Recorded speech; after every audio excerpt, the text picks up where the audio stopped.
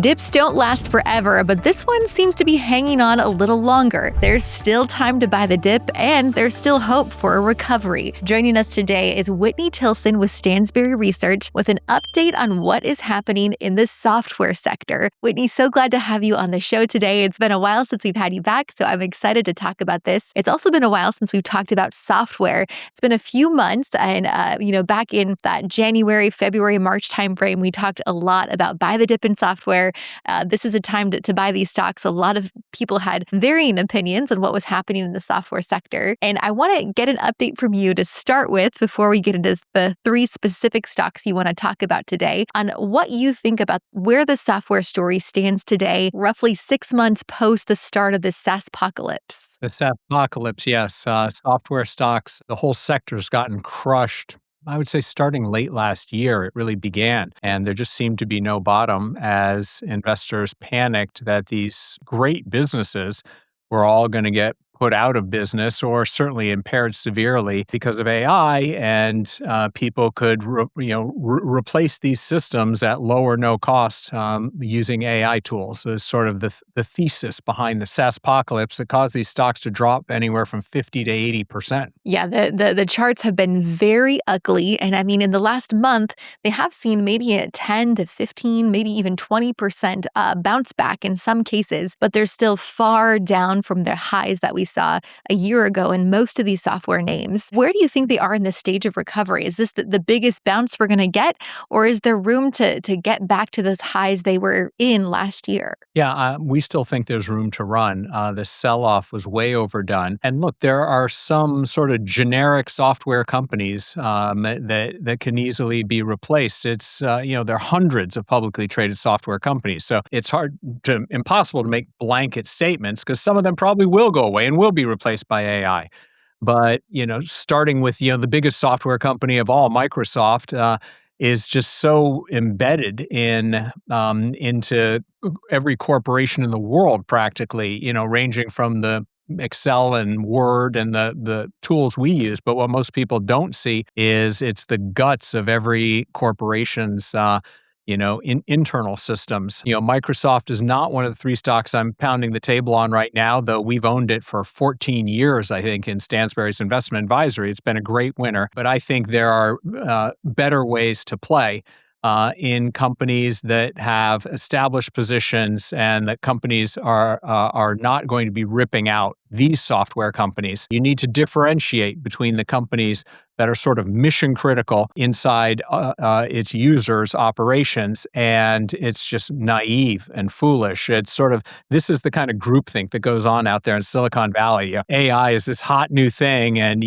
we can easily replace Microsoft, for example, and no, you can't. So Microsoft's earnings recently, and it wasn't the stock's biggest one-day move ever on a percentage basis, but it was certainly up there in terms of billions of dollars of market cap added in a single day when Microsoft reported strong earnings. Yeah, we had a video on that very day when it was such a great day for Microsoft investors who hung in there, held onto the stock, or who were adding to their position as the stock was on just a downtrend for so long. It was nice to see Microsoft investors have a really good day, to see the stock see that kind of a comeback. And one thing that came out of the conversations I had with some other analysts, Whitney, about Microsoft is that they actually are getting some of that AI story where people are looking at large language models, but instead of paying for the tokens in Claude or ChatGPT, since you already, as a company, have Microsoft, they're doing shares for Microsoft's version of AI, for having their version of AI, and that's the AI that their employees are expected to use. And I heard from some viewers who said that's very much the case at their companies, that they are using Microsoft's AI. It's not just a software company. They also seem to be a player in the AI story too.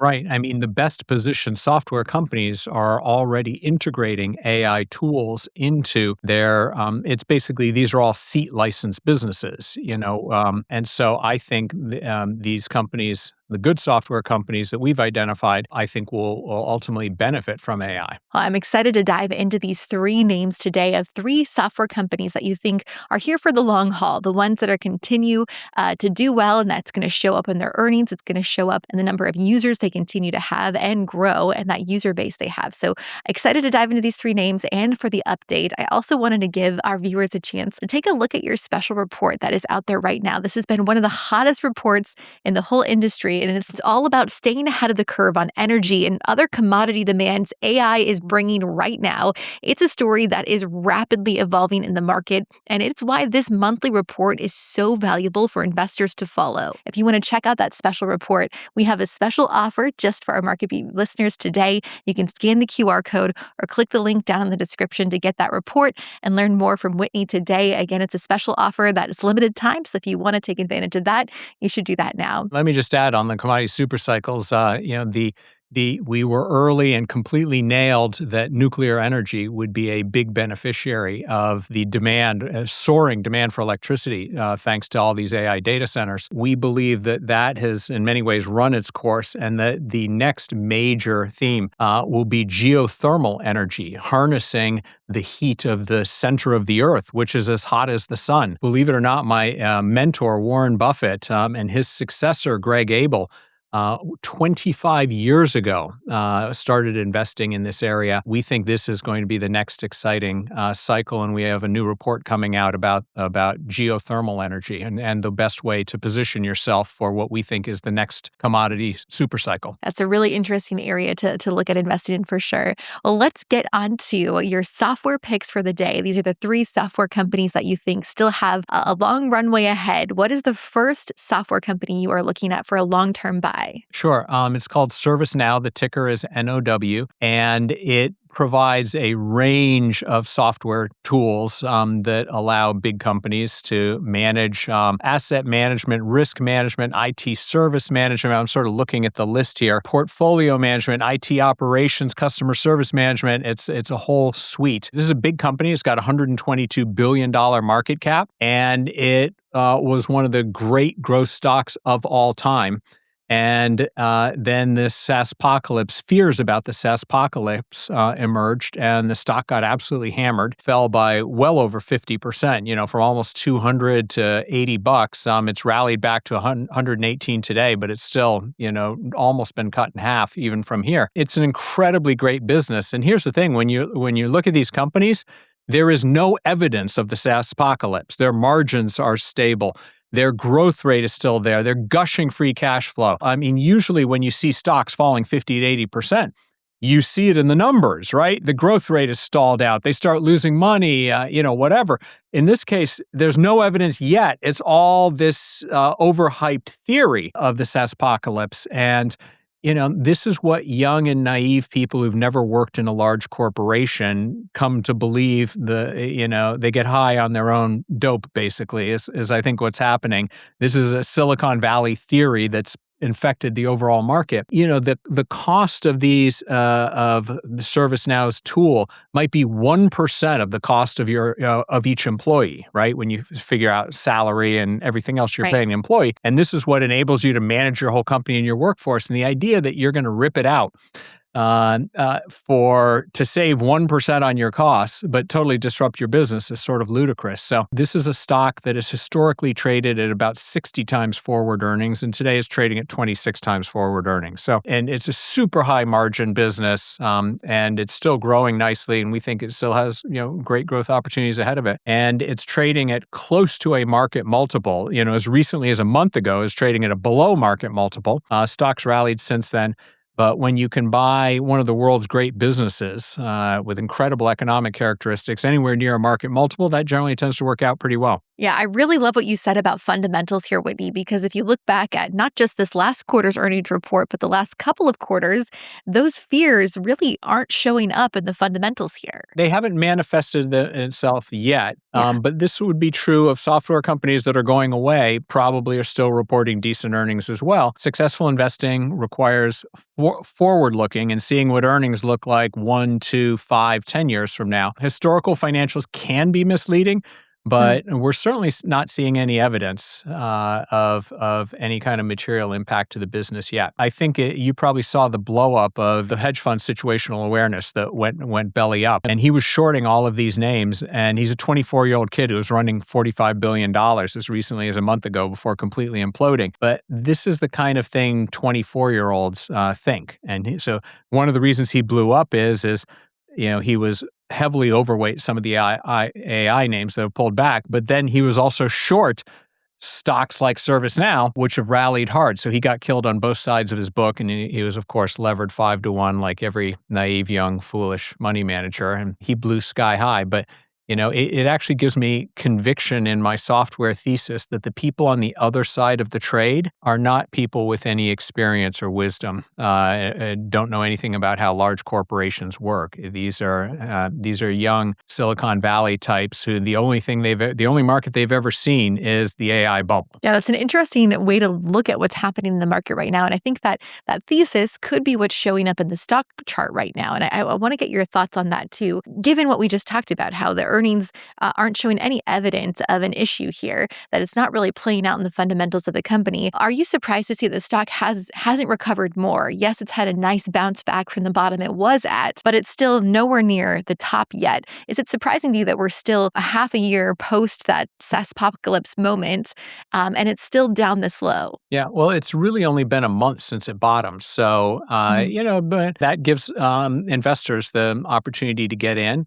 And I think the market's in a little bit of a wait and see mode. ServiceNow and many of the other software companies are saying, not only is AI not going to crush our business, it will actually enhance our business. It's an additional tool that we can add in and make our product more valuable. I think the verdict is still out. These companies are now going to have to go out and prove it and integrate it and a few more quarters of high earnings growth that they've been delivering for decades in some cases. But that's the opportunity for us, for forward-looking investors who are not who recognize the flaw of the SaaSpocalypse thesis and can get in and take advantage. So, normally I like, nailing stocks right at the lows. ServiceNow is probably up 35% from its lows, but, still down 40-50% from its highs, and that's opportunity, and it'll just take some time to play out. Yeah, there's a lot to say about what analysts have to say about this one, and it really also applies to the other names that we're looking at on this list today, where the analyst action is a little bit bearish on these names. We're seeing some downgrades, we're seeing lowering of price targets, we're seeing some sell ratings and things like that coming from the analyst community on several of these software names. Why do you think that is? They all had strong buy ratings on the stock at its peak, reiterated those strong buys all the way down, and then puked out at the bottom and changed their ratings. And now they look like complete idiots because their ratings, they bottom ticked it. And then it would be admitting that they're complete idiots to then turn around and put a strong buy back on it. A month later, the stock's up 35%, right? So, analysts to me tend to be a good contrarian indicator. They represent the consensus view. And that creates opportunity. The only way you can make money in investing is by betting against the consensus view and being right. So if you want to know what the consensus view is, just look at the analyst community. Yeah, and being right is the key here. And you have to have humility. 80, 90, 95% of the time, the consensus view is correct. Most stocks are somewhere within a range of plus or minus 10%, or probably the market price and the consensus view is roughly correct. Where you make your money is looking where the crowd goes way too far in one direction or another, and correctly identify that the crowd has gone crazy and there's foolish groupthink going on, and you bet against that. Stocks overshoot to the downside and overshoot to the upside consistently more than I could ever imagine possible. And that's why you don't want to use leverage. You need to be patient, and anytime you buy a stock, you should fully expect that at some point in the future, it'll be down 20% from where you bought it. And you better figure out what you're going to do at that point, or else you shouldn't own it. A lot of really good advice that applies to all of the names we're going to talk about on this list today. So keep a lot of this advice in mind as we dive into these next two names on the list. What is the second software stock that you are looking at as a buy right now, Whitney? Sure. It's called Veeva Systems. Most people probably haven't heard of it because it's a niche kind of software only used by pharmaceutical companies. And it tracks their clinical trials and so forth. And one of the reasons it's such a great business and why AI will never replace Veeva's software is because this is a very highly regulated industry. And all of these clinical trials, of course, are going to be submitted to the FDA. And you have to have doctor's notes and any adverse clinical outcomes, et cetera, very specific information just to this industry, very heavily regulated. And Veeva Systems has basically 100% market share. The top 20 biotech and pharma companies in the world all use Veeva. It's sort of the standard for the industry, which means it's the standard for the regulators. The regulators are accustomed to seeing data presented, that's been collected by Veeva, et cetera. And again, this is a stock that in its 15 years or a little over 10 years being public has traded at 60 times forward earnings. Last month, it got down to 16 times forward earnings. It's now bounced back and trades at 22 times forward earnings. And this company hasn't missed a beat. The only thing they've done is they used to take their gushing cash flow, and cash was just piling up. And now they've started buying back a lot of stock because they saw how cheap their stock had become, trading at a mid-teens multiple. So Veeva Systems is a company I just wrote about, by the way, in my Investing Daily today. And I've written about all three of the stocks I'm discussing today in my investing. It's a free Investing Daily. And so if anyone just types in Whitney Tilson's Daily, they can, one, sign up for it. It's free. But two, you can access the archive. Yeah, if you check out that special offer again, we've got that QR code and that link in the description. You will be able to subscribe to everything that Whitney puts out there, and as well as getting those special reports, including that commodity super cycle report that Whitney and his team at Stansberry Research are working on. So again, don't miss the special offer to sign up and learn more from Whitney when he first gets out these recommendations, because that's when the greatest benefits are, is when you find those stock recommendations right away. And Whitney, I really like this one. This is an interesting one to talk about because we've heard many analysts on the show before talking about moats. And it sounds like this company has a really huge moat. They are the industry standard and having nearly 100% market share in an industry that is privacy and those kinds of factors. Yep. Sounds like this company has a really strong future performance just simply because of that moat. Yeah. And another nice bonus is the company today, 19 years after it was founded, is still run by its founder. And I always like founder-run companies. Yeah, I'm looking at what the analysts have to say about this one too, and it does look like there is some upside. There's maybe a little more positive sentiment in the last couple of months on this name. But let's talk about how much growth you could expect as an investor getting in on a software company like Veeva Systems right now. Is this going to be a massive growth story? Is this going to be a steady and slow growth story for investors?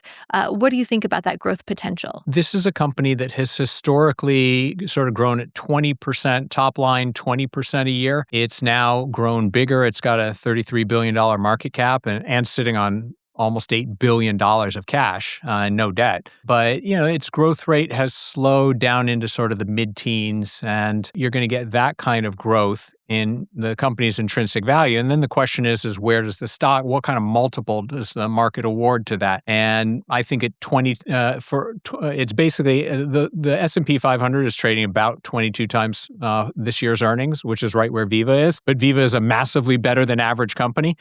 And so, given historically it's traded 60 times earnings, wouldn't surprise me if this traded back to 30, 35 times earnings. So you're going to get an underlying business, growing its value at 15% a year. And even if there's no change in the multiple, that's a reasonable return.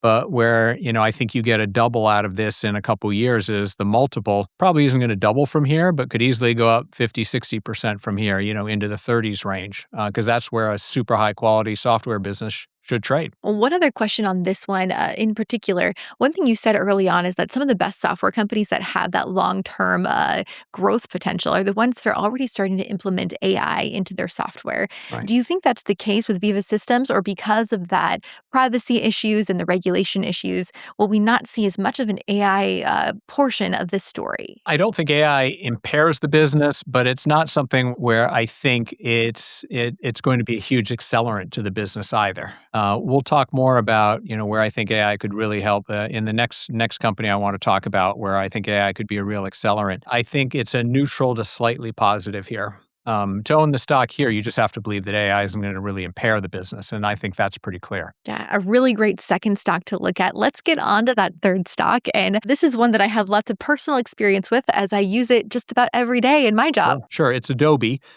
This is one everyone's very familiar with, most beaten up of the three. Today, it trades at slightly less than 10 times forward earnings, which is unheard of for a company of this quality that, historically has traded at 30, 40, 50 times earnings, because it's got incredible economic characteristics. But it is a business, most of your viewers here will know, like Adobe Acrobat, ubiquitous and free.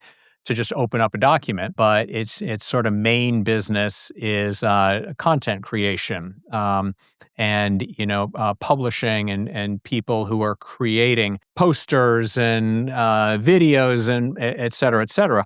And here there is competition emerging. The smaller, scrappier companies coming up, and also AI is dramatically changing the content creation business. Adobe has more AI risk, but they are also incorporating AI into Adobe. And, again, for a relatively small cost, for a tool that millions of content creators are very familiar with, are they really just going to switch out to save, $1,000 a year or something? It's not that expensive in the context of what you're paying, the value of what you're paying for people, and the value of the content created. And so in many ways, I think AI is going to make content creators much more productive. I've talked to business owners who are like, putting together promotional posters and that kind of thing used to take weeks and tens of hours, and can now be done in a day. So, but I think it's not clear to me that people are going to rip out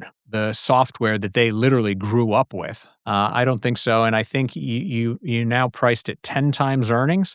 At that point, if Adobe never grows again, if it just simply turns into a low growth cash cow, you're still going to do okay at 10 times earnings. Yeah, this is such an interesting one. And again, lots of personal experience on that creative side of it, working with this company and their products. And I can say from a professional standpoint, the AI tools are there, but they're not up to the quality that a lot of creators want to see. Will they eventually get there? And that's the question, I think, for Adobe. Like you said, there is more AI risk as those AI tools improve, as the tools that are out there get better and the quality gets better. Will more content creators be more willing to switch from the Adobe that they're used to using? Does that make this more of a risk? Yes. There's a reason Adobe trades at 9.9 times forward earnings, and better insulated companies like a Veeva or ServiceNow are trading at, 22 and 26 times, forward earnings. There's a reason for a much lower earnings multiple. I could see Adobe's growth slowing to, high single digits, and but that, I think that's well priced in. This is more of the bottom fishing value investors stock pick among these three. Another thing to point out that's similar to the Microsoft discussion we were having earlier is that as companies like Adobe that are software companies implement AI tools into their already existing software that companies are used to using, that you start to use that AI versus searching for that AI solution somewhere else. And so, are we seeing that show up in Adobe's earnings right now, or even in the stock price action we've seen in this company over the last couple of months? I'm just taking a look at the stock chart. I mean, the stock peaked at almost $700 a share a few years ago, but just 2 years ago was at $600, and it dipped to just under $200, lost 2/3 of its value. It's bounced back to 250 range today, but that's still so far off its highs. I don't think it's going to get back quickly, but this is a stock trading at this multiple. They put up another good quarter or two, and people realize these AI fears are overblown. This has more value trap risk of this. This could be a melting ice cube. I would argue if you were to tell me 5-10 years from now, which of these three stocks, is just languishes, this would be it. But if you were also to tell me which of these stocks doubles in the next 12 months, this would be it as well. If they can demonstrate to the market, because this thing could, even if earnings go nowhere, unless this really is a melting ice cube, this should trade at 20 times earnings today, and it trades at 10 times earnings. So that's a quick double on the stock. It's an interesting way to look at this. Is that there's that potential to double, there's the potential for it to go even lower. It just kind of depends on what we see come out of earnings. And let's talk about what we have seen recently. It doesn't appear that we're seeing a huge change in those subscriber numbers or the money that's coming in. Yes, the numbers are still very strong. They just reported 12% revenue growth, which was sort of in line with what it's been historically. The people selling this stock down to 10 times earnings are predicting that there's going to be a fundamental shift in the numbers they've been reporting every quarter for 10 or 20 years now. I love buying beaten down, super high quality businesses when the market sort of collectively overreacts to the shiny new thing. Look back, the whole AI bubble reminds me very much of the internet bubble that was the start of my investing career, a little over 25 years ago. People were absolutely right that the internet was going to change the world. And it did change the world, but that didn't stop the best stocks in that sector, the most popular stocks, from going down 80 to 100%. You know, the Cisco's, the Lucents, the Nortels, the Priceline.coms, you name it. Amazon went down by 90%, if I recall. 95%. I think it went from 400 to 8, Wow. if I recall. This was pre-split. So I'm seeing that today. I'm super bearish on OpenAI. I don't think it ever goes public, and I think when OpenAI implodes, that's going to impact a lot of companies in the sector. But it will conversely, when people realize that, yeah, AI is a great and useful tool, but it isn't going to immediately put all the software stocks out of business. In the same way that when the internet bubble came about, you know, traditional retailers like a Home Depot or something like that, you know, their stocks really got beaten up.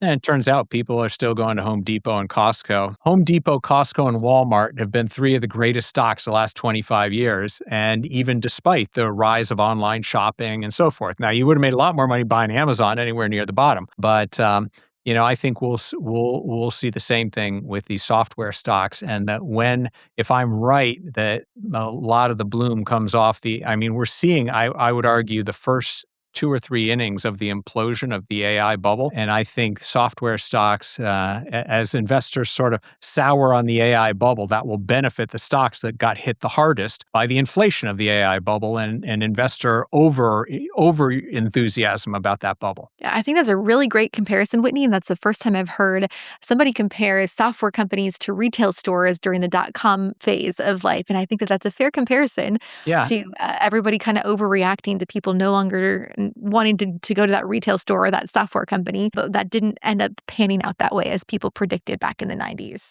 yeah, but again, you know, some retailers did go bankrupt. It's good to have a broad macro theme, but then you need to do good analysis of, you know, which companies will be insulated from these changes and will weather it and even benefit from it. So much good information and a really good bonus prediction there too on your thoughts on OpenAI. Thank you for sharing so much good details and info with our guest today. Again, if you loved learning from Whitney, make sure to check out that special offer we have right in the description. And if you want to hear a little bit more about that Microsoft discussion, watch this full interview here. We really dove deep into the Microsoft earnings report and kind of what that means for the rest of the software sector too. Watch that full interview next.